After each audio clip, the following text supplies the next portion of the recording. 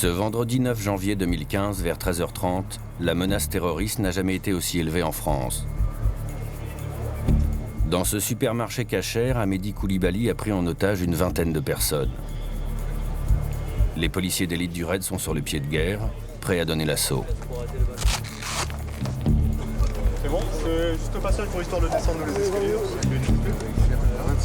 Porte de Vincennes, le temps s'est arrêté. Scène surréaliste, l'appel téléphonique de cet homme à son ami, caché dans le magasin. Je sais, mon frère Johan, mais mon frère, ils sont en train d'étudier une... Johan, mon frère, je te dis, mon frère, j'ai envie de t'avoir avec moi, j'ai envie de te le serrer dans mes bras, mon frère. Tu sais même pas comment. Ok, ils sont 6 avec un bébé. D'accord, un bébé d'1 mois. Ils en peuvent plus, ils meurent de froid parce qu'ils sont dans une chambre de froid. Est-ce que tu as réussi à couper le froid? Ils ont réussi à couper le froid, mais il fait très froid. Il a caché, lui, il a claqué la porte et il a caché la clé dans un boîtier à côté de la chambre froide. 6 plus un bébé dans la chambre froide. Voilà. Moi aussi, je m'en occupe. Monsieur, je vais vous demander de rester là, puis de rester à vos dispositions et de sortir là-bas. Sous la tente du PC opérationnel, le patron du raid, Jean-Michel Fauvergue, fait un débrief de la situation. Monsieur le préfet, on est en face d'un individu hyper radicalisé, qui est, à mon avis, déterminé, bâton de dynamite, 2 kalachnikovs. Okay. Il semblerait qu'il soit seul. Oui. Mais on n'exclut pas l'hypothèse d'un deuxième, parce qu'on a vu le deuxième. Mais il semblerait qu'il soit seul. Peut-être pas les otages qu'on a eu au téléphone, certains en tout cas, ils parlent d'un seul. Voilà. 19 otages à peu près, en haut, en bas, répartis, on ne sait pas comment. Et possibilité éventuellement d'une ouverture de porte. Si on ouvre cette porte, il faut qu'on rentre. Oui, alors c'est ce que je voudrais négocier pour les gens. On est OK, on va vers l'intervention. On y va. On y va. Ce que je voudrais être sûr avant, pour les gens qui sont à l'intérieur. Avant l'assaut, inéluctable, les policiers du raid recueillent un maximum d'informations. Les plans du magasin avec les ouvertures et la structure des murs pour l'utilisation d'explosifs. Est-ce qu'elle est fermée par un rideau métallique tiré? Oui, et ils ont baissé. Et ils ont bloqué derrière la porte avec des objets, on ne sait pas quoi. Et ici, il y a des rideaux aussi là? Non, ici, il y a des congélateurs. Le raid a trouvé un informateur précieux, Lassana Batili, un jeune Malien, employé dans l'épicerie. Un peu plus tôt, il est parvenu à dissimuler 6 otages au sous-sol du magasin avant de s'échapper. Ils ont mis les films, pourquoi pas? Est-ce qu'on tourne une petite poignée et qui remonte avec en haut, en bas là? Ouais, mais elle est cassée quoi. C'est cassé? C'est cassé. Donc en fait, ça tient pas beaucoup. Là, vous pouvez l'envoyer la photo là, d'un numéro là. En réalité, j'ai pas beaucoup d'options. J'en ai même qu'une option. Donc je me trompe pas dans le choix des trucs. C'est pas possible de se tromper dans le choix. On sait que de toute façon, la vie des otages est en péril. Donc il faut les délivrer, ces otages. Et il faut y aller de vive force et rapidement, parce on sait qu'il a des explosifs aussi. S'il les initie, tout le monde meurt. Donc on est obligé d'y aller. Donc il n'y a pas de choix. Moi, je suis serein sur le choix, j'en ai pas. Les 2-3 minutes avant le départ ont été assez intenses, parce qu'on savait qu'on allait vivre quelque chose d'assez difficile. On va sur quelque chose de chaud. Certains seront blessés ou reviendront pas. On s'est serré dans les bras, et puis on s'est dit voilà, qu'on était là pour ça, que c'était notre boulot et qu'on allait le faire du mieux possible. On savait que l'affrontement était imminent. Et puis c'est vrai qu'il y avait tout le regard des gens qui étaient autour, les pompiers, les gens du SAMU qui étaient là, les journalistes, et qui nous regardaient partir. Et à ce moment-là, on s'est regardé, on s'est dit qu'on partait un peu à l'abattoir. C'est ce qu'on voyait dans leurs yeux, et c'est ce qui nous a inquiétés un peu aussi. Il est maintenant 17h. Le feu vert vient d'être donné. La colonne d'assaut du raid se met en mouvement.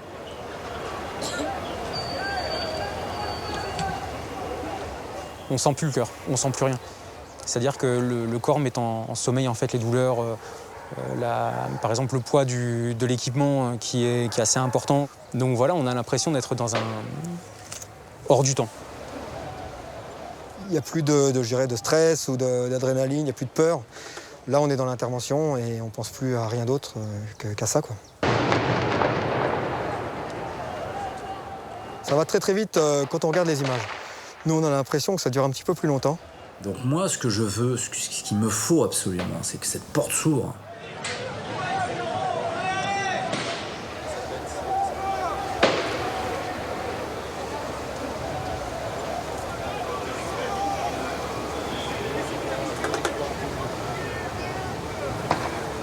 Le premier collègue rentre à l'intérieur. Il rentre sur la gauche, mais les otages sont à gauche, il y a un cadavre à gauche et il y a des caddies à gauche. S'il va sur la gauche, il va attirer le feu sur lui et par effet rebond sur les otages. Donc très courageusement, il bifurque sur la droite, en croisant le feu de ses camarades, certes, il prend un risque. Mais c'est comme ça, et c'est un risque calculé. Il attire le feu de Koulibaly qui s'est retourné vers lui, dans sa direction. Où il nous tire dessus à la Kalachnikov. À ce moment-là, on riposte. Je ressens une vive douleur au niveau des cuisses, comme un coup de batte de baseball. Donc je recule. Pour moi, c'est fini, je suis touché, je regarde. J'ai une vive douleur, ça me brûle les cuisses, mais je vois qu'il n'y a pas de sang. Et je vois que je suis encore debout. Donc du coup, je reprends de nouveau ma position. Et quand Koulibaly voit que la porte s'ouvre et que la police est là, il charge.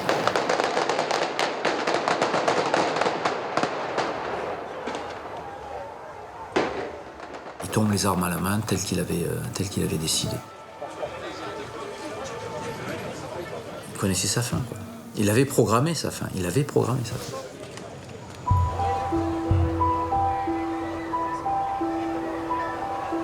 L'une des plus importantes prises d'otages qu'ait connue la France prend fin au bout de 3 heures d'angoisse. Allez, on refaire. Poussez-vous les gars! On fait quoi? On va où? Prenez-les. Le pire a été évité.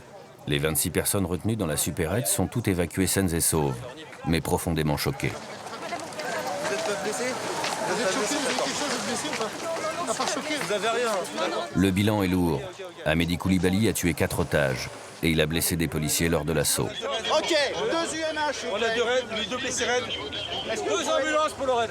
Ils sont à terre ou est-ce qu'on peut les transporter? Ils sont à terre. Il y a 2 blessés graves à terre. Envoie-moi un véhicule, j'ai un fonctionnaire blessé avec une balle dans la cuisse. 2 ambulances, s'il vous plaît, 2 ambulances. Mes jambes n'ont plus répondu musculairement. Je pouvais plus marcher. Et on m'a fait évacuer à l'hôpital. Récupéré par une UMH, il part à... Les 4 policiers du raid blessés se remettront très vite, sans séquelles. Quelques semaines plus tard, ils auront repris leur place dans les rangs du raid. Je faisais partie de la colonne d'assaut. Et effectivement, pour moi, à ce moment-là, en fait, il n'y avait aucun doute, c'était de sauver les otages. Et s'il le fallait, au péril de ma vie. C'est mettre sa vie, en fait, mettre sa vie en avant, en fait, pour sauver quelqu'un. C'est donner de soi jusqu'au bout, en fait. Ouais, c'est pour des moments comme ça qu'on s'engage au raid. Raid comme recherche, assistance, intervention, dissuasion. Une unité d'élite qui regroupe plus de 300 policiers répartis dans toute la France. Ils sont le dernier recours lors des crises les plus dangereuses. Depuis 30 ans, les hommes en noir se battent contre le crime organisé et le terrorisme.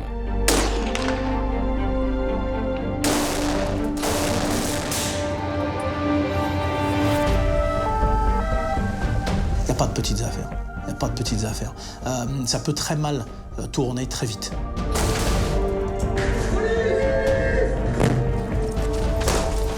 Sélectionnés pour leur forme physique et leur capacité à gérer le stress, les hommes du raid s'entraînent pour faire face aux situations difficiles et n'hésitent pas à risquer leur vie pour en sauver d'autres. Ok, pour lever, levez. La mort est quelque chose qui peut être présent. On n'est pas dans un film, là. Hein. On ne coupe pas la fin, on ne fait pas le montage et puis on change la fin ou pas. On est dans une réalité et cette réalité, elle peut être terrible. Toujours en première ligne, ils sont les témoins des pires drames qui secouent notre société. Et ça, ce sont des images que l'on n'oublie pas, hein, des images de morts, de gens qui ont mis fin à leur vie ou autres. Et bien sûr, c'est des images qui restent ancrées quelque part, mais qui ressortent régulièrement. Pour la première fois, ces hommes de l'ombre acceptent de nous livrer 30 ans de secrets.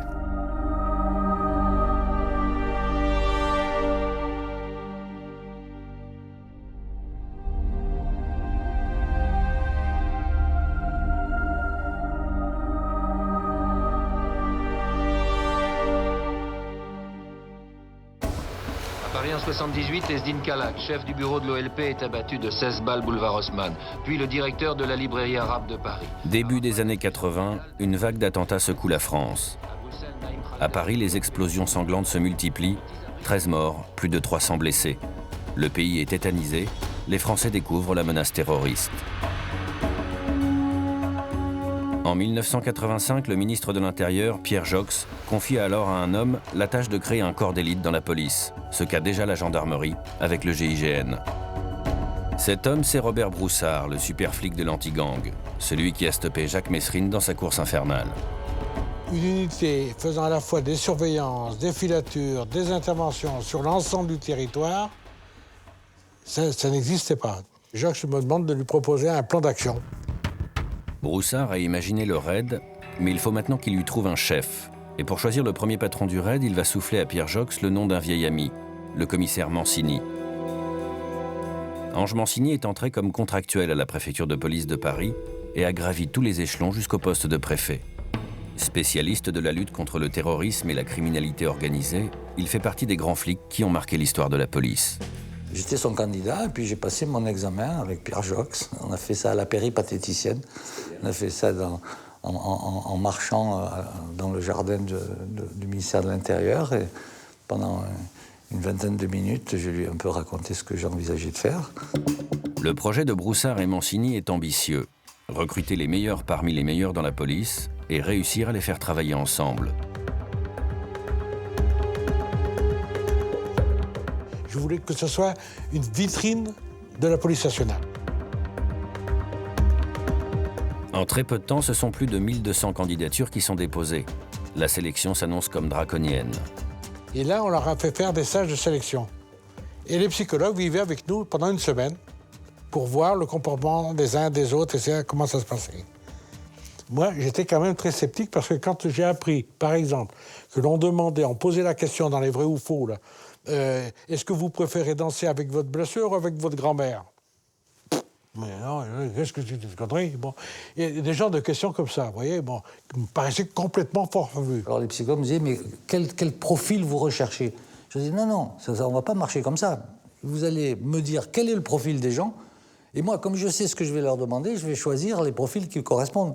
Parce que si vous demandez à quelqu'un de vous définir un profil, ou si vous donnez un profil, pour être quelqu'un du raid, vous trouverez jamais personne. C'est pas possible, parce que comment voulez-vous définir le profil de quelqu'un qui sait qu'il doit passer une porte, où derrière il y a des gens qui l'attendent avec un calibre? Personne va le faire, personne va aller faire ce truc-là.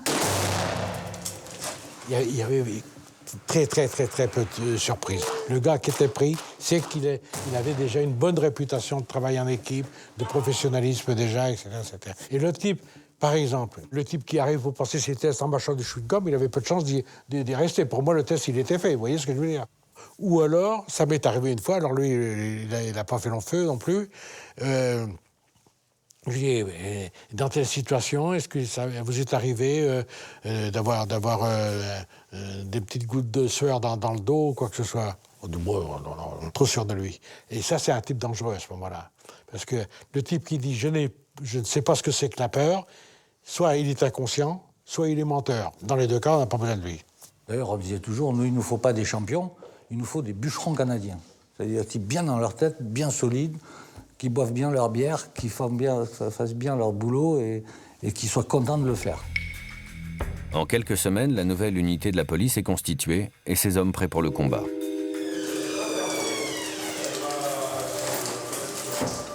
La seule chose qui leur manque, c'est une devise. À 2h du matin, ma femme se réveille, elle me secoue, « Servir sans faillir », elle me dit. Et c'est elle qui a trouvé le truc. Servir sans faillir, un serment que les hommes du raid vont mettre à l'épreuve bientôt pour leur baptême du feu.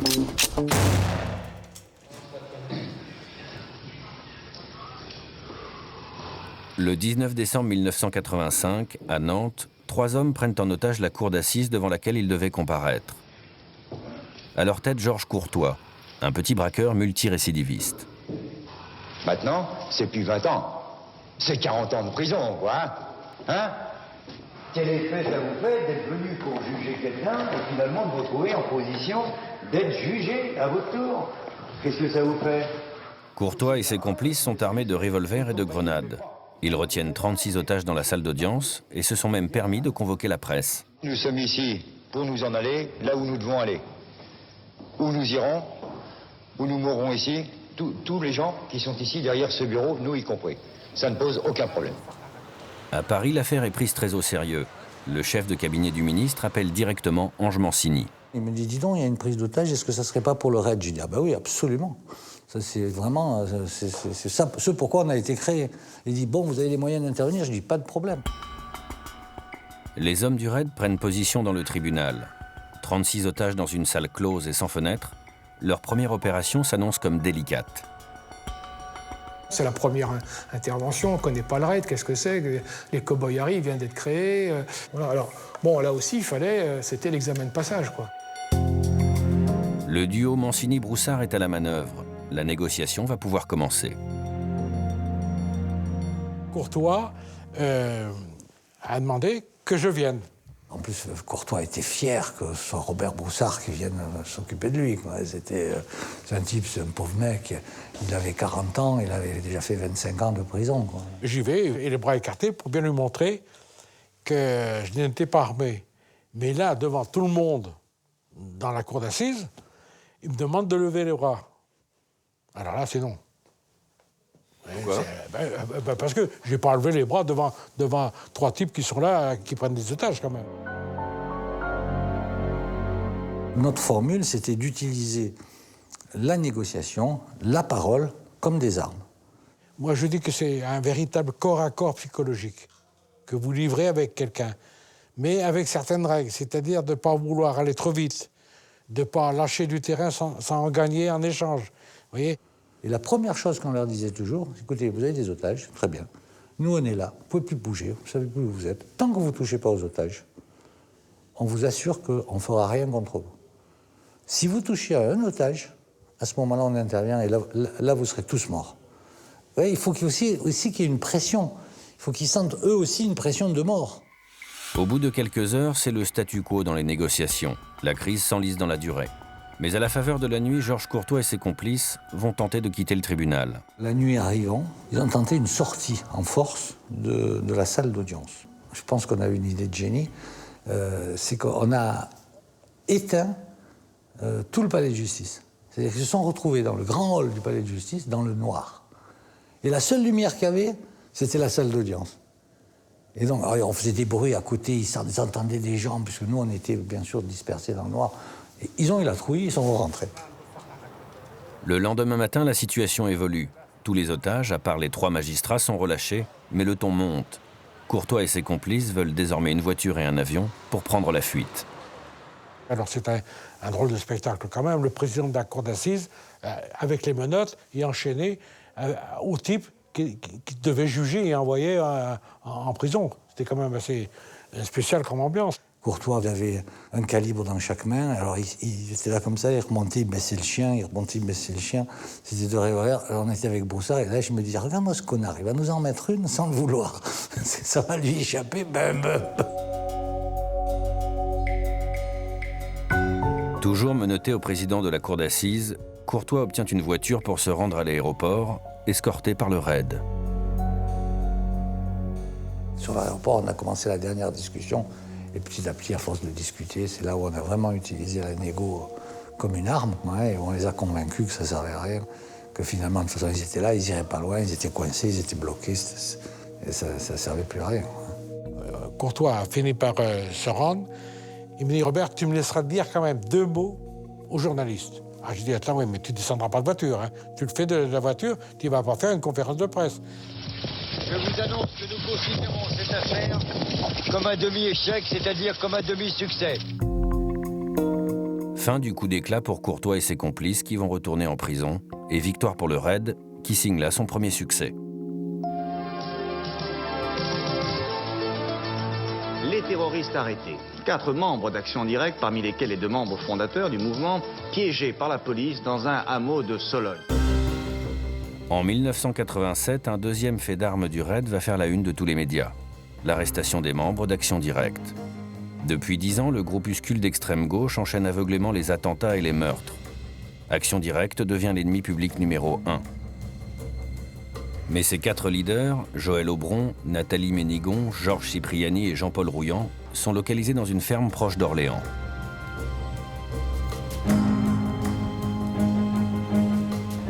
On s'est approché, on a vu Ménigon qui venait sortir les poubelles. Les loups sont dans la bergerie. Les 4 fugitifs au même endroit. Pour le raid, c'est une chance. Il n'y a plus qu'à les cueillir par surprise. Dès qu'on arrive, on fait quand même du bruit, on casse la porte. Rouillant montait un escalier de meunier, là, comme ça, le long du truc, pour aller à la mezzanine. Et il avait un calibre à la main. On aurait pu l'abattre. Et les mecs, ils ont lâché une rafale en bas de l'escalier. C'est du béton. D'ailleurs, il a pris une pierre dans le cul. Et il a jeté le calibre. Il a dit, tirez pas, tirez pas. Et on l'a pas tué. On les a pas flingués. Action Directe a disparu. Et puis, ça n'a plus rien fait. C'est pour ça, parce que les gens me disaient, pourquoi vous les avez pas tués? Parce que d'abord, on n'est pas des tueurs. Parce que c'est pas notre boulot. Et parce qu'en plus, je pense que ça aurait été une faute politique de les tuer. Parce que là, effectivement, ils auraient fait des émules.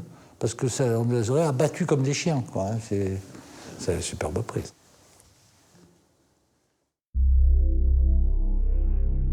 Une belle prise pour le raid, qui enchaîne alors les succès et se forge peu à peu une réputation à l'international.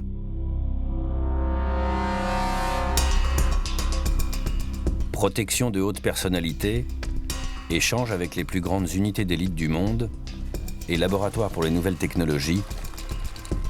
30 ans après sa création, le raid suscite toujours des vocations et les hommes qui y viennent ne le font pas par hasard.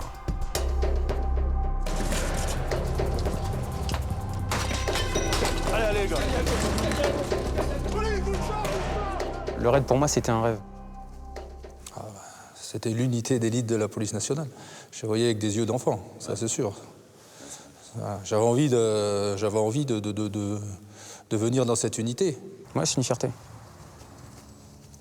Dès l'instant où on est un policier, qu'on met une tenue noire, on passe dans un autre monde. Socialement, déjà, on représente autre chose. Et puis le raid, c'est toutes les belles interventions, ça représente j'allais dire la quintessence de l'intervention dans la police. Donc c'est pour ça que c'est quand même un rêve. Ok, c'est parti. Police! Mais pour réaliser le rêve, la route est longue. 4 mois de formation intensive au QG du raid pour les candidats présélectionnés. Continue, qu'est-ce que t'attends? Les gars, c'est une machine. Hein. Et ce qu'il faut que vous compreniez, c'est que c'est un rouleau compresseur qui rentre.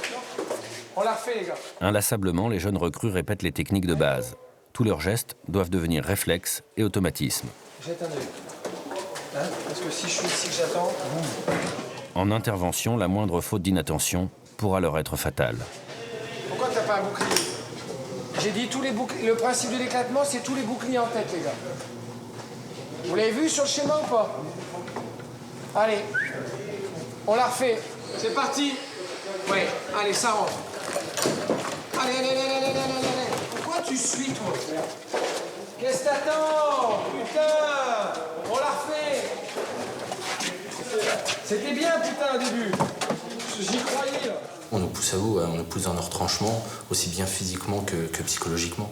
Oui, c'est dur, parce que on se sent aussi observé, on est jugé, on ne sait pas trop si ce qu'on fait, c'est bien ou pas bien, donc bon. On se bat contre soi, en fait. C'est ses propres performances physiques qui sont appréciées. Les opérateurs qui ont été sélectionnés, après une semaine qui a été très dure pour eux, on cherche chez eux des qualités d'adaptation, d'abord, des qualités physiques aussi, mais surtout des qualités d'adaptation parce que le métier va consister à s'adapter tout le temps, tout au long de leur carrière. Ça va consister à s'adapter à des situations qui sont tout le temps différentes, à des lieux qui sont tout le temps différents. Aujourd'hui, les stagiaires simulent l'interpellation d'un dangereux braqueur à son domicile.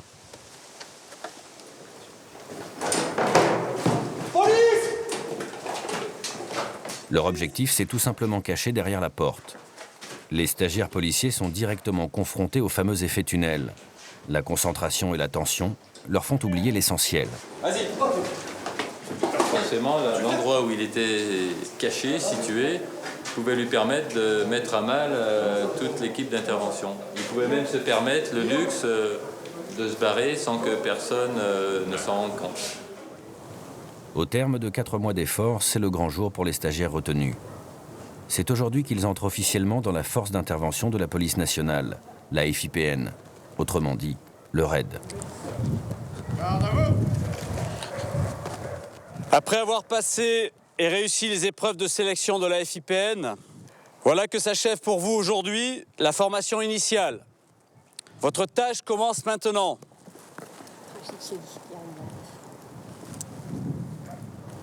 Stéphane, je vous remets les insignes de la FIPN. Celui-là s'y tient, impeccable. Et bravo. Merci. Ici, et mes félicitations et bienvenue. Félicitations. Merci. Bienvenue. Merci. Merci. Bon, bonne bourre, les gars. Merci. Bravo. C'est bien, c'est bien.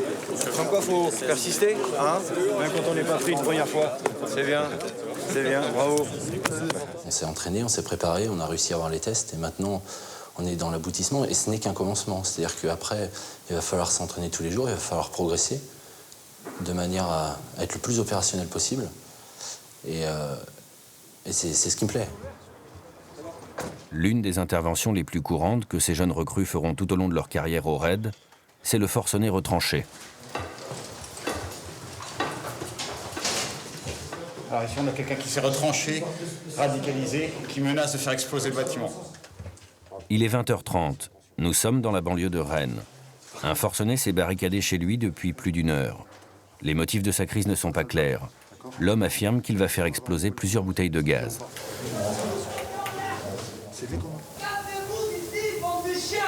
Ça serait bien qu'on se mette dans le noir aussi. Tu veux couper tous les morts? Il y a l'électricité est découpée, les gars. Tape à la porte. C'est la police, monsieur. Est-ce que vous pouvez m'ouvrir la porte? Ta gueule, ta psychologie de merde, ça marche pas. Rentre là et je t'attends. Bonjour, monsieur. J'ai pas envie de discuter avec vous. Moi, j'attends que vous forcez cette porte et j'allume là. C'est du gaz, connard, c'est pas de la lumière. Et, écoutez, monsieur. Fermez votre gueule, rentrez chez vous. Pika, ça va être compliqué. Ouais, je vois. Essaye de passer un tour dessus là. Et puis après, c'est nous qui passons. Allez la bouteille, faites-la, rentre, faites-la. Allez, rentre. Si vous voulez pas sortir, nous, on va rentrer. On va venir vous chercher. Fuck off, shut up. Tu crois me jouer avec moi? Je suis moi maintenant pour ton connard. Il fallait partir maintenant. Vous avez choisi la guerre contre un seul homme. Putain. Il y a la négociation, à mon avis, elle est pas possible. Il est complètement bloqué, fermé. Donc là, on va passer la main à la phase tactique.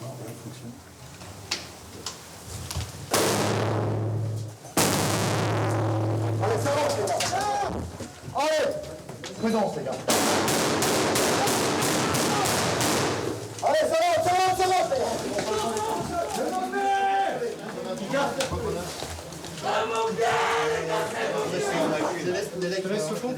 En quelques secondes, l'homme est maîtrisé, son appartement intégralement fouillé. Aucun dispositif de mise à feu pour des bouteilles de gaz n'est trouvé. Tout était du bluff. Bouleversé par une rupture amoureuse, cet homme a basculé dans une crise de folie. Le forcené retranché, c'est quelqu'un qui ne met pas en péril la vie d'autrui, sauf que il entraîne des conséquences qui peuvent être parfois graves pour l'ordre public. S'il a décidé d'ouvrir le gaz et de faire sauter l'immeuble en même temps qu'il souhaite mourir, c'est pour nous un vrai souci. Pour les hommes du RAID, c'est la fin de l'histoire. Un forcené de plus maîtrisé sans encombre.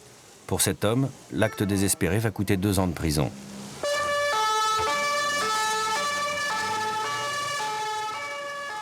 Il y en a régulièrement des forcenés, des gens qui n'avaient pas fait parler d'eux avant cette affaire-là, et puis qui, tout d'un coup, pour des problèmes sociaux, sentimentaux, pètent les plombs, se barricadent, et puis un mec qui pète les plombs, il n'y a plus moyen de le raisonner, il n'a plus conscience de ce qu'il fait, police ou pas police, s'il a une arme, il tire. On intervient sur les femmes battues, on intervient dans des foyers où il y a de la misère, etc. Donc le forcené, c'est le RAID parce qu'il a une arme. Donc c'est à nous d'aller le neutraliser avec toutes nos techniques sans le tuer. François, est-ce que vous m'entendez? S'il vous plaît, répondez-moi. Et rentrez pas, je vous allume. Ouverture commencée. Normalement, face au danger, la normalité, c'est fuir, hein. C'est pas aller contre. Hein. Mais là, on sait qu'on va peut-être s'en prendre une, mais on y va quand même. Et on est attiré par ces zones d'incertitude, de danger. On aime bien se faire peur sur la frontière. Bon, est-ce que c'est malsain ou... Bon, enfin bref, on est tous titillés par ce désir d'aller derrière. Bien sûr que j'ai des fous. Sinon, ils ne monteraient pas sur ces affaires-là. Si vous êtes derrière la porte, vous devez rentrer une arme à la main avec quelqu'un qui vous tire dessus. Si vous réfléchissez, vous ne rentrez pas. Tout le monde ne passe pas la porte en premier. Mais celui qui est derrière, si on peut lui dire de passer le premier, il va passer le premier. On veut tous passer le premier. Feu vert, les gars, feu vert. La peur, elle existe, bien sûr. On n'est pas des surhommes, hein. Loin de là. La peur, elle est présente dans chacun de nous lorsqu'on est devant la porte. C'est une certitude. Si nous, on ne le fait pas, si nous, on ne fait pas ce qu'on attend de nous, alors qui d'autre le fera? Personne. C'est-à-dire qu'après nous, en fait, il n'y a plus rien. Donc on n'a pas le droit de faillir. La devise du service étant servir sans faillir. Pour nous, une mission ne peut être que réussie. Mais ces missions ne se soldent pas toujours par un succès. Ce soir, le raid est appelé pour un forcené en région parisienne. L'homme, armé d'un fusil de chasse, aurait menacé de se suicider et s'est retranché dans sa maison. Monsieur Céleste, est-ce que vous m'entendez? J'ai l'officier de police chargé de prendre contact avec vous. Est-ce que vous nous entendez? Est-ce que vous nous voyez? Il n'y a aucun contact. A priori, pour l'instant, c'est l'inter groupe tactique qui va jouer. Et après, on voit 6 manifestes. À ce moment-là, je le reprendrai à la voix. Hein, c'est tactique négo. Mais pour l'instant, place à la tactique. Dans la mesure où il n'a pas répondu. Il n'a pas répondu aux appels téléphoniques. Il n'a pas répondu aux messages.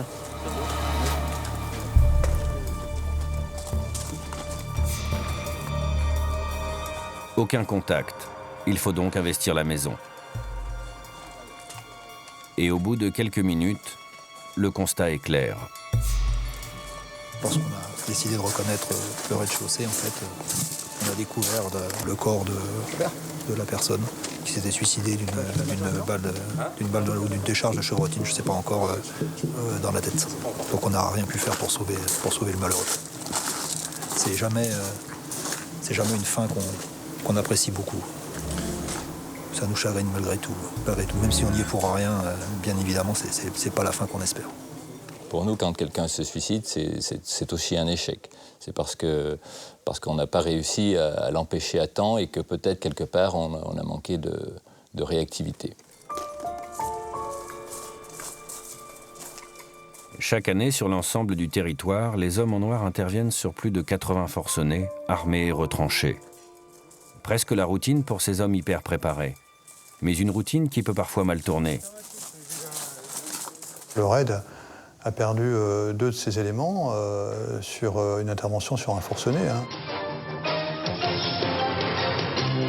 La mort de 2 policiers du raid tués à Ris-Orangis par un forcené illustre la difficulté de ce type d'intervention. Ris-Orangis, c'est une affaire qui débute avec c'est un fou, hein, c'est un malade qui croit que c'est des Martiens qui l'attaquent, je suppose. Fou d'armes, avec des armes extrêmement puissantes. Les pompiers s'étaient fait tirer dessus, donc situation bloquée, on appelle le raid. Hein. Donc quand on arrive, il y a encore l'échelle de pompiers, il y a tout qui est bloqué, et on n'entend plus aucun bruit. Certains disent qu'il a un chien qui aboie pas. On a entendu des coups de feu. On se pose la question de savoir est-ce qu'il n'a pas tué son chien, est-ce qu'il ne s'est pas suicidé, est-ce qu'il n'est pas en train d'agonir dans un coin. Bon, on se pose des questions. Au bout d'un moment, je décide qu'on intervient.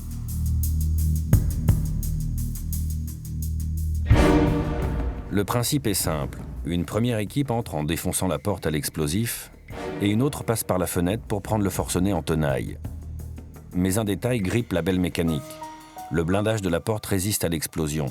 La tenaille ne fonctionne pas. Du coup, l'équipe entrée par la fenêtre tombe directement sous le feu du fou furieux. Parmi eux, Fernand Setter et Christian Caron, surnommé Kiki, l'un des meilleurs éléments du raid. Et là, il se passe un truc extraordinaire. Kiki se trouve en face de lui tire 2 balles qui sont de chaque côté du cœur. hein, et lui riposte avec son arme. La balle du mec vient taper le barillet de Kiki, arrache une partie du barillet et arrache tout un côté de Kiki. Vous faites ça dans un film, personne ne vous croit. Personne ne vous croit. Le type continue à tirer, il tue le deuxième Setter qui traverse le gilet pare-balles et il met une balle à Zouzi dans une cuisse. Donc en fait, c'était comme au Vietnam. Hein. Les mecs étaient à la fenêtre et il y avait un couloir au fond par où il apparaissait. Et là, il saturait, il tirait. Et nous, par terre, à quatre pattes, on allait chercher les mecs. On sortait Kiki, Setter, Fernand Setter et Azouzi. Une fois qu'ils sont sortis, on est parti pour le prendre. On a mis, depuis le moment où on a commencé à rentrer, 53 minutes pour l'arrêter. On l'a grenadé avec des grenades offensives. On y a mis des gaz. On a tout fait. Il a fallu le maîtriser à coups de barre de fer.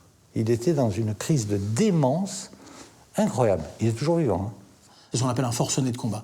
Les forcenés de combat, c'est souvent peut-être des anciens flics ou des anciens militaires ou des gens qui auraient aimé être flics ou militaires et là qui se retranchent et qui veulent en découdre avec la police. Ça, c'est le plus dur. C'est le plus dur. Ce jour est à marquer d'une pierre noire dans l'histoire du raid. C'est la première fois que 2 de ses éléments perdent la vie en service commandé. Lors d'une conférence de presse, le commissaire Mancini rend un dernier hommage à ces hommes. C'est un vieux compagnon, c'est un ami.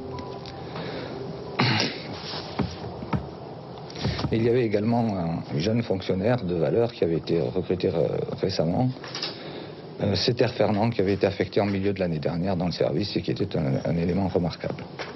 C'était un drame pour le raid, parce que c'était des figures qui étaient bien ancrées dans la genre... Non, mais c'est mon pote, Caron.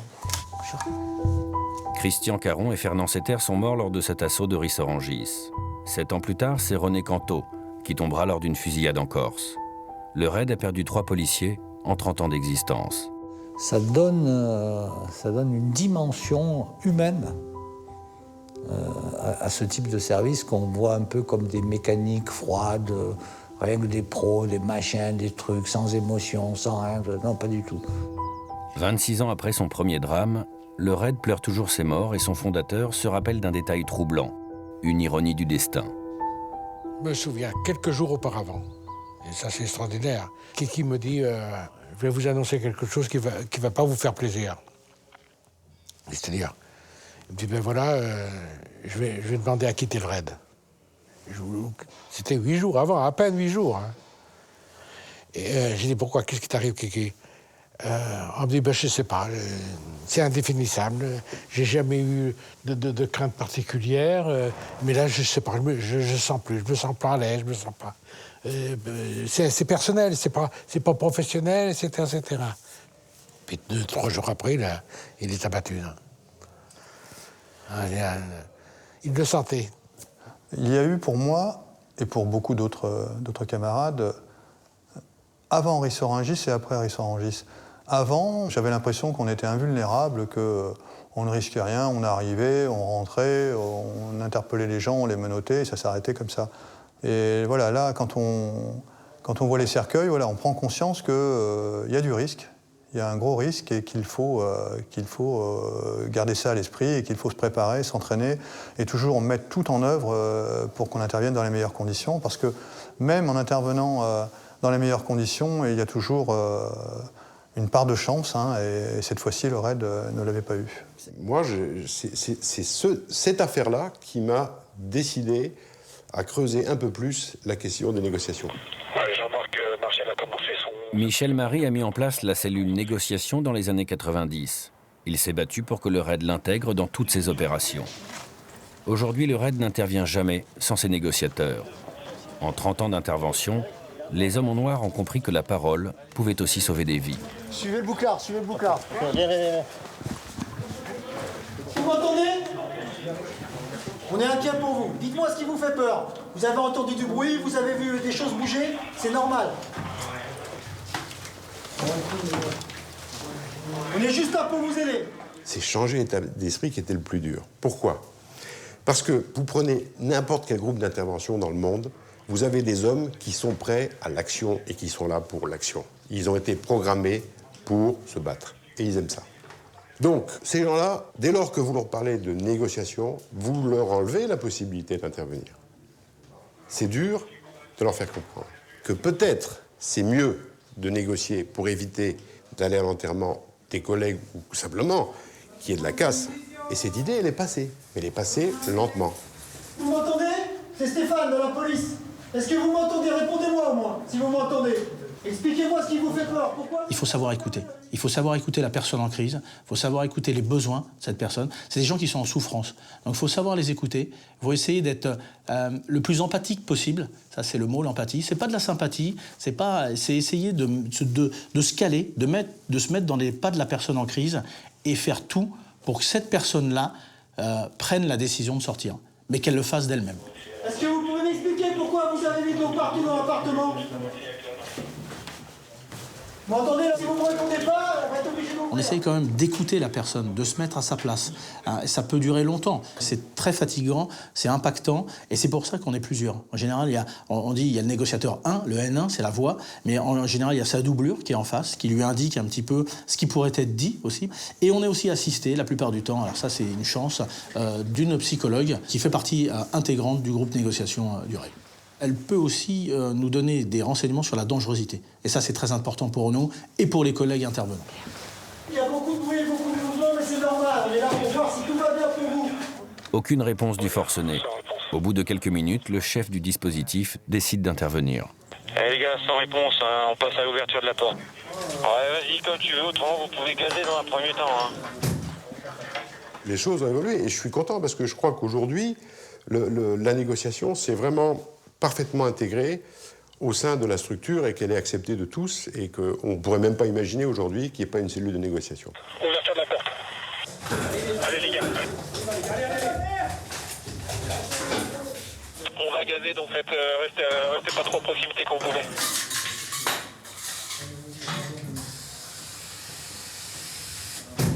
C'est normal, n'ayez pas peur du bruit, n'ayez pas peur des gens.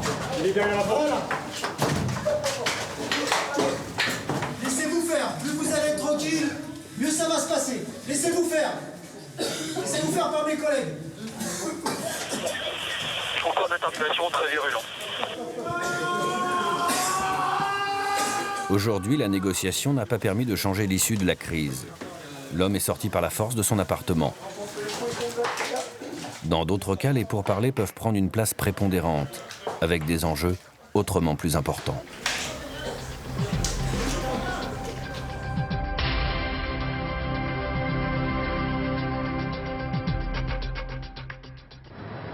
Sur les toits, les tireurs d'élite sont en alerte depuis bientôt 2 jours. Il se fait appeler Human Bomb, il a piégé la salle de classe avec des explosifs.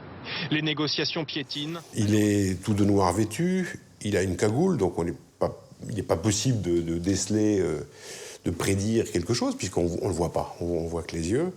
On se rend compte qu'on a affaire à quelqu'un qui est certainement très intelligent, parce qu'il a visiblement tout prévu, y compris qu'on allait lui poser des questions, parce que dès le départ, il a préparé des feuillets, et il dit, en tout premier, ceci est une prise d'otage, la vie des enfants passera par ma mort en morceaux ou en entier. Donc ça nous met tout de suite dans l'ambiance. Une ambiance très tendue, d'autant qu'une semaine auparavant, Human Bomb avait prouvé qu'il ne bluffait pas.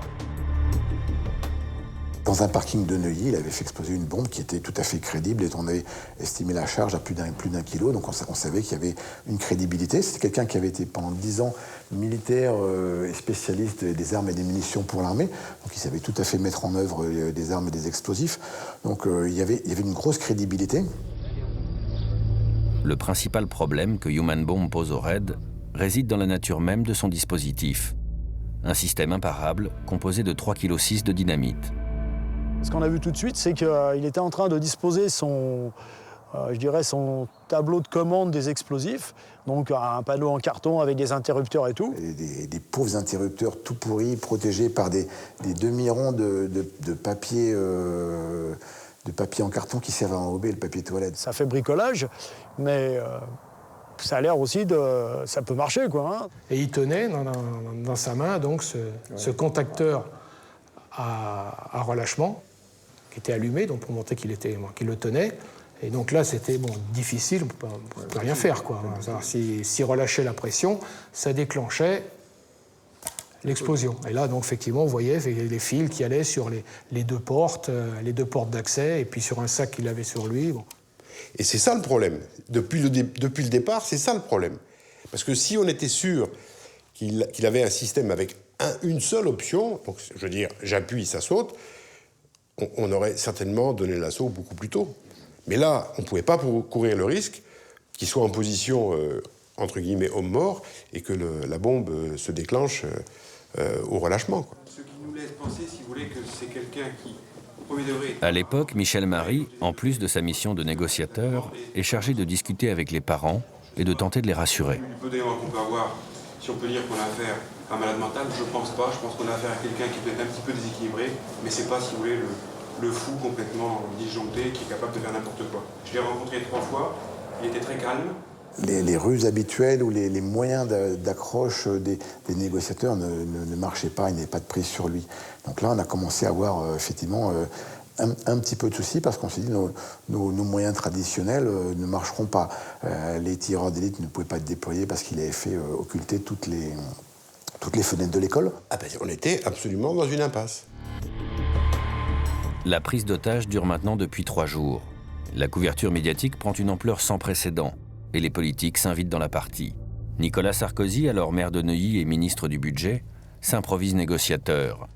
Quelques enfants ont déjà été relâchés. À l'entrée de la classe, l'homme politique fait tout son possible pour en arracher encore d'autres aux preneurs d'otages. Donnez-la moi. Il vous en reste 13 des enfants. Donnez-la moi. Donnez-la moi, cette petite gosse. Allez, je sais que vous êtes quelqu'un de bien. On peut être amis, bon sang. On peut avoir confiance l'un en l'autre. Pourquoi non? Qu'est-ce que je vous ai fait, moi? J'essaie de vous sortir de la panade. Il mettait une telle pression sur le preneur d'otage, il lui prenait tellement la tête par des paroles, par des actions, que moi je crois que pour se débarrasser de lui, le preneur d'otage a cédé et a donné des enfants au compte-gouttes. Allez, je reviens.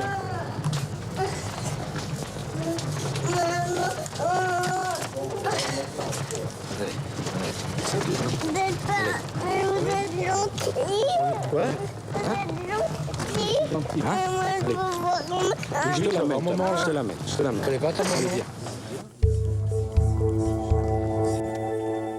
Quand vous prenez quelqu'un qui n'est pas spécialement fou, mais qui ne dort pas pendant une nuit, qui ne dort pas pendant 2 nuits, et qui ne dort pas pendant 3 nuits, n'importe qui, au bout de 3 nuits, va commencer à avoir des hallucinations. Et c'est exactement ce qui se passait pour HB. Il commence à entendre des coups, il a l'impression qu'on est en train de percer les murs. Et il voyait, à un moment, il voulait bouger les affiches. Ouais, je sais que vous faites bouger. Donc là... Les dessins des enfants, etc., ils sont en train de rentrer, etc. Voilà, des trucs, alors... Donc, au bout de la 3e nuit, il est sujet à des délires, comme on appelle des délires d'interprétation. Oui, c'était plus qu'inquiétant. Moi, j'avais peur qu'il déclenche accidentellement, avec la fatigue. La seule possibilité que l'on a, c'est d'intervenir quand il dort.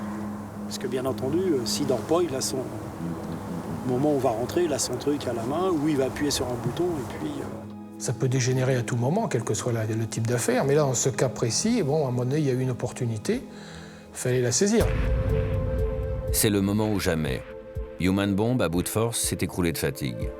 2 policiers du RAID sont désignés pour entrer dans la classe, à pas de velours, et faire face aux preneurs d'otages.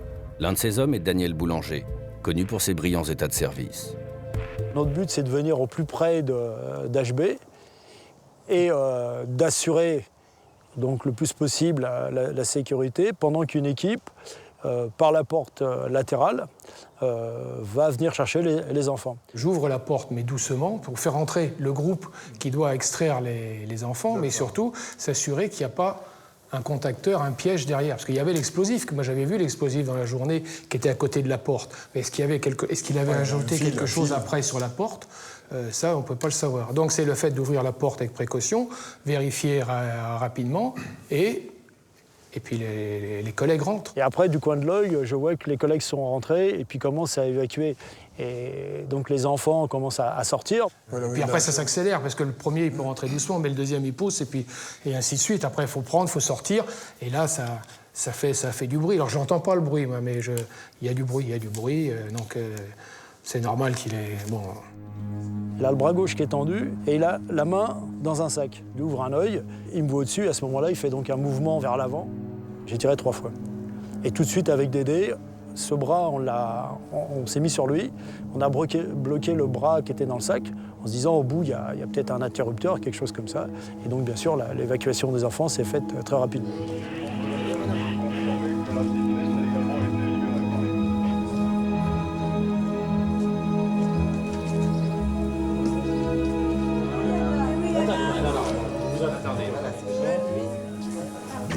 L'opération était dure pour les parents. Comment ces pauvres parents ont pu nous faire confiance? Nous, on était à fond, on savait qu'on allait tout donner, on était entraînés, on était équipés, on savait qu'on allait donner le meilleur de nous-mêmes, on était prêts même à substituer nos vies pour celles des enfants. Mais les parents, ils ne le savaient pas, ça. Et ça, comment ils ont pu nous faire confiance à ce point-là pendant les 3 jours et réussir à vivre ça? Même plus de 22 ans après, je me demande encore comment c'est possible. Fin de la crise. La France a retenu son souffle pendant plus de 3 jours. Pour la première fois, une prise d'otage a eu lieu dans une école. Charles Pasqua, alors ministre de l'Intérieur, ne cache pas sa satisfaction. Ah oui, très satisfait, les enfants sont saufs et le forcené est mort. Un succès de plus pour le RAID qui a marqué tous les esprits. Et à l'époque, il a même suscité des vocations. Bon, moi, j'ai découvert le RAID avec l'affaire de Neuilly en tant que spectateur. Et c'est ce qui m'a donné envie d'intégrer cette unité, le goût pour l'intervention, l'esprit de groupe. Et c'est vrai que quand on voit la charge de travail pour intégrer ce service, par, je dirais, modestie, on pense qu'on n'est pas forcément apte à intégrer un tel groupe. Pour les jeunes policiers, intégrer le RAID n'est pas facile. Et pour s'y maintenir et rester opérationnel, rien ne leur est épargné.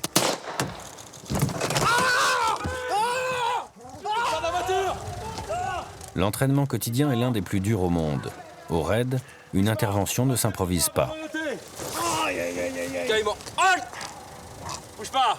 Carrément, halt! C'est ton bras. L'intervention, ce n'est pas une science exacte. On a beau penser à tout prévoir, on va découvrir des choses auxquelles on ne s'attendait pas. Donc, il faut automatiser tout ce qui est possible d'automatiser. Il ne faut pas avoir à se poser de questions sur ma place, je dois être ci, je dois être là, mon chargeur, il est là ou là. Tout ça, ça doit être automatisé. Le tir, on doit être excellent en tir. Hein. On n'a pas non plus à se poser de questions. On a l'objectif, on est en position de tir, eh bien, il faut tirer. Voilà, ça doit se faire en un quart de seconde. Et le peu de capacité intellectuelle qui nous reste dans ces opérations, parce que le stress vous envahit, il faut le concentrer sur ce qu'on va découvrir. Voilà. Tout le reste, il faut essayer d'emmagasiner et d'automatiser tous les autres gestes. Et pour automatiser tous les gestes, il faut sans relâche les répéter dans des mises en situation réalistes, comme ici, lors d'un exercice de protection rapprochée. Attention! Vite, évacuation!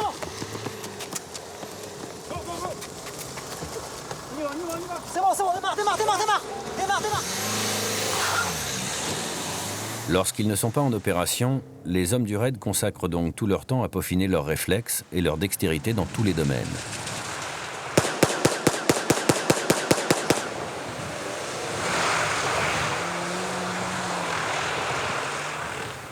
Tout est réflexe, et il faut que ce soit des réflexes professionnels, et pour ça, il faut que ce soit le résultat d'un entraînement assez intense pour avoir ces bons réflexes. Donc non, oui, c'est primordial. Je pense que c'est cet entraînement-là qui nous sauve la vie, en fait.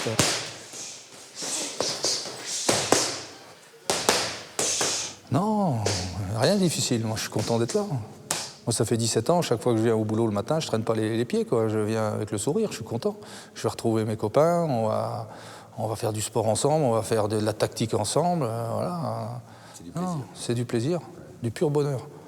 C'est une chance, ça, hein? Ben, c'est vrai que c'est une chance. C'est vrai que c'est une chance. Donc il va falloir vraiment ferrailler 2 à 3 fois plus.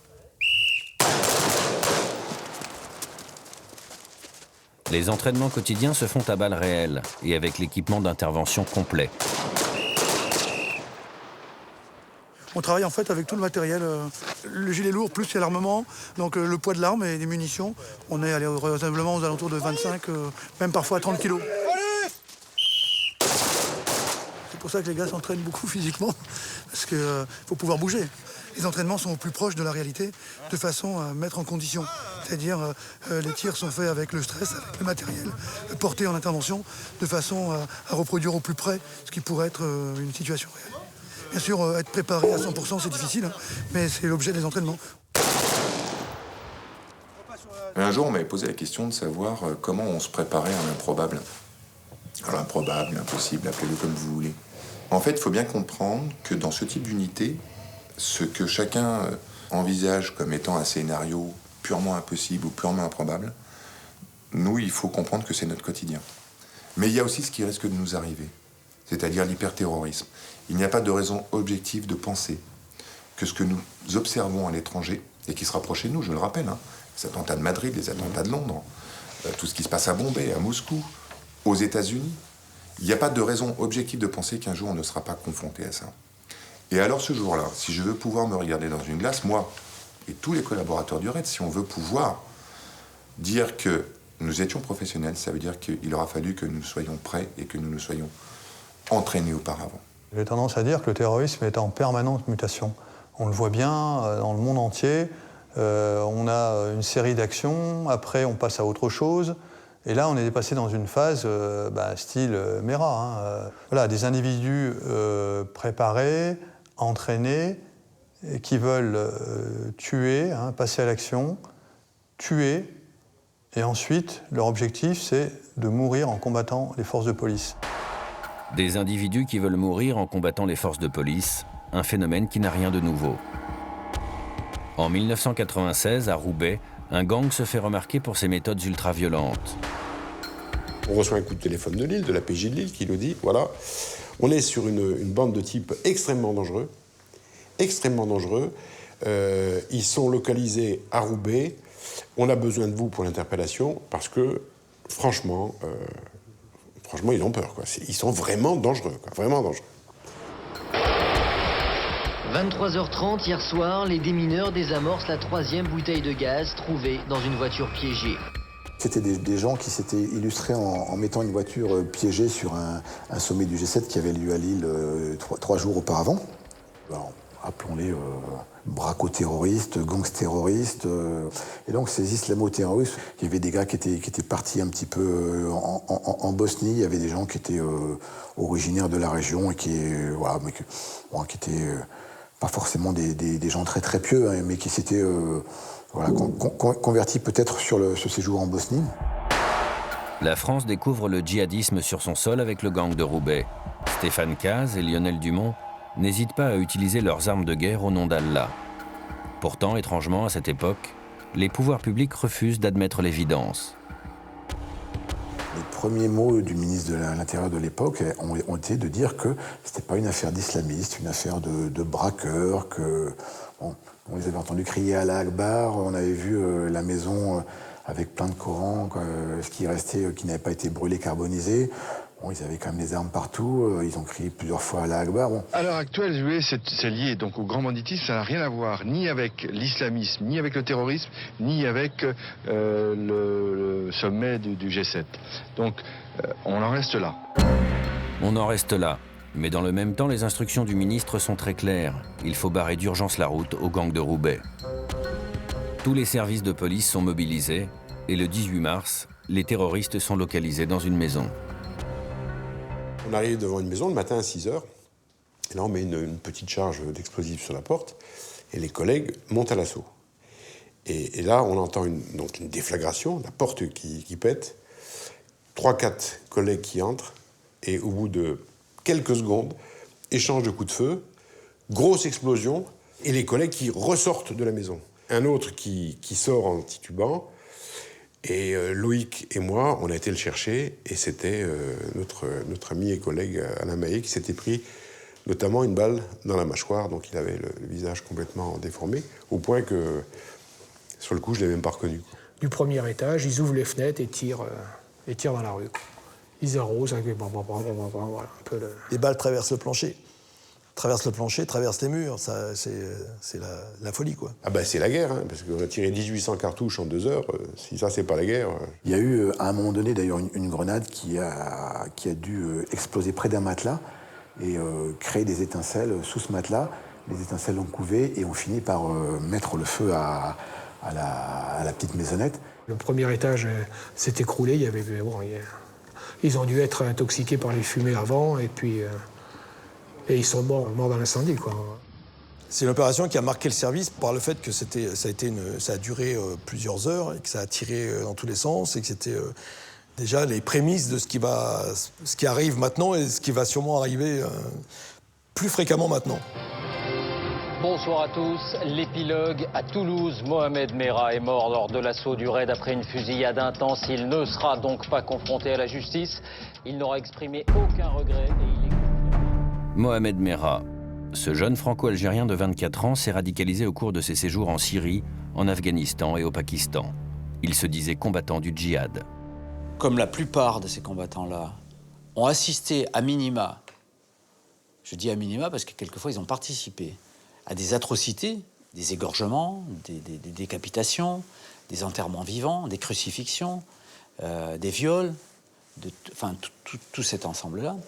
Eh bien, ces gens, quand ils reviennent, en plus, ils reviennent perclus de troubles psychologiques qui fait que le danger est encore accru. La plupart du temps, ils reviennent, ils sont cassés, ils sont fracassés. Ils ne s'attendaient pas du tout à ça et tout ça. Mais ceux qui vont revenir, qui ont tué là-bas, qui ont égorgé, ceux-là vont avoir le goût du sang. Mohamed Merah est recherché par toutes les polices. En mars 2012, dans la région toulousaine, il fait 3 expéditions mortelles. Il assassine 7 personnes, dont 3 enfants dans une école, et fait 6 blessés graves. Le 22 mars, il est localisé dans son appartement en plein Toulouse. Le raid est appelé pour l'arrêter. On va aller l'interpeller. Mais malheureusement, il nous attendait. Et il tire à la palestinienne dans le couloir. Malheureusement, c'est un couloir en béton vibré, ça ricoche de partout. Et d'entrée, on a 2 blessés par balle. Retranché et lourdement armé, Mohamed Merah donne aussitôt le ton. Les fusillades sont d'une rare intensité. Il vient tirer dans la rue, et après, ça va commencer à se calmer un peu. Et là, va vraiment y avoir un début de négociation.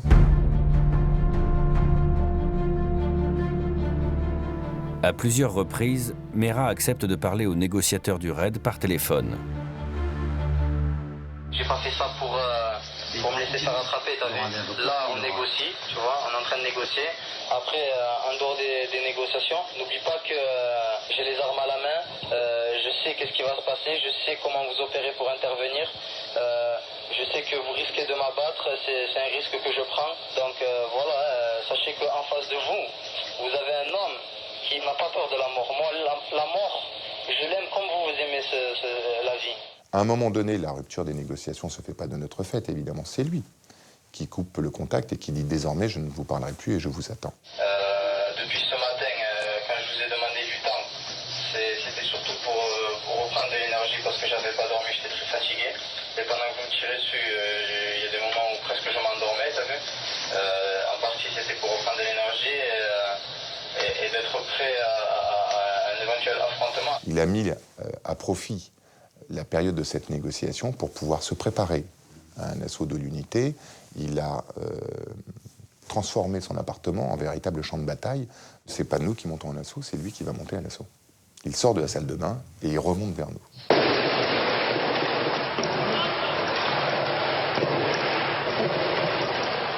Il tire avec 2 pistolets. Il a quand même une adresse avec les armes qui est assez impressionnante. Il éjecte les chargeurs pour en remettre, pour ne jamais se retrouver à vide. Ça s'apprend, ça se travaille. Quand il vise, il touche. Il est à droite, il vise bien. Je suis positionné sur le balcon derrière un de mes collègues. On voit les flammes qui sortent du canon. À un moment donné, on l'a à 1 mètre, 1,50 m de nous. On voit dans ses yeux qu'il va aller au bout. C'est une certitude. Je reçois une balle au niveau du casque. Ça m'éjecte complètement du balcon. Je fais un soleil par-dessus le balcon. Ça me fait perdre connaissance. J'ai l'impression qu'on me transporte, qu'on me porte. J'entends plus rien. Ils ont encore blessé certains de mes hommes Et à partir de là, puisqu'on n'a pas d'autre solution, il y a un tir létal qui va être fait par un sniper et il va donc s'écrouler au pied du balcon.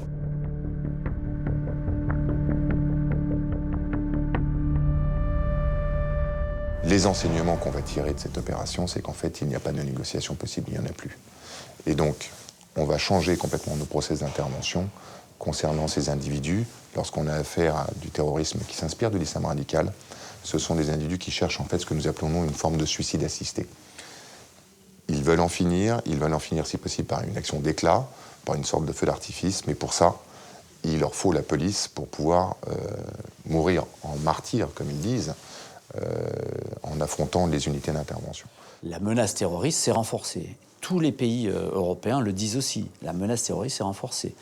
La menace terroriste s'est renforcée, pourquoi? Parce que dernièrement, avec la crise en Syrie, on a un nombre important de Français qui sont partis faire le djihad en Syrie, qui reviennent ici. Alors, partir faire le djihad en Syrie, ça veut dire quoi pour un jeune Français? Ça veut dire qu'on part, on s'entraîne au maniement des armes, au maniement des explosifs, donc on acquiert de l'expérience là-dedans. Ensuite, on se confronte à la guerre, on va faire la guerre, et si on en revient, on revient avec ce bagage-là. Je ne parle jamais d'islam radical ou d'islamisme, je parle de terroristes. Ce sont des terroristes, quel que soit le prétexte qu'ils invoquent, si vous voulez. Ça n'a rien à voir avec une religion.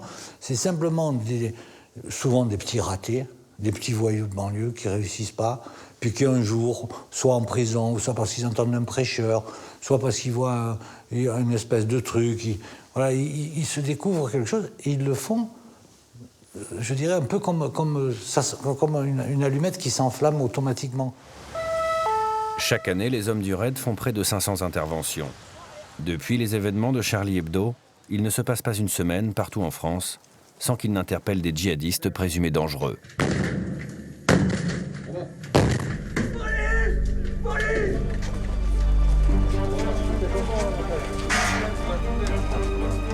L'opération de Vincennes aura été marquante pour tous les hommes en noir. Mais 30 ans après sa création, le raid fait face aujourd'hui à une nouvelle donne. La surmédiatisation de toutes ces interventions. C'est une des affaires les plus complexes qu'on a eu à résoudre, à cause du rôle des médias. Elle a été filmée comme une finale du Top 14, quoi. Passée en direct, avec des commentateurs dont certains étaient hystériques, quasiment.